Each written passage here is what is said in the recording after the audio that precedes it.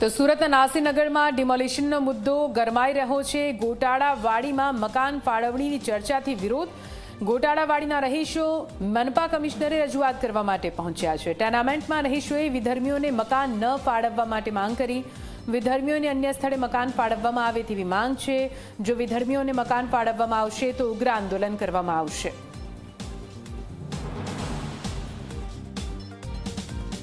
સવારથી લોકોને એવા મેસેજ મળ્યા હતા કે અમુક ઝૂંપડપટ્ટીઓનું જે ડિમોલેશન થયું છે ત્યાંથી લોકોને અસરગ્રસ્ત હોય તેને અહીંયા સ્થળાંતર કરવાનું છે।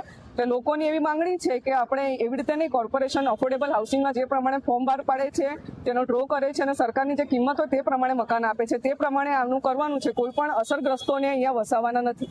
અને બીજી લોકોની એવી માંગણી છે કે બિન હિન્દુ કે જે વિધર્મી હોય, ટોટલ વિસ્તાર હિન્દુઓનો હોય, તો કોઈ પણ વિધર્મીને આપણે મકાન ત્યાં મળે નહીં, એ લોકોની ઉગ્ર માંગ છે। અને જો આ પ્રમાણે ન થયું તો લોકો અત્યારે લડી લેવાના મૂડમાં છે।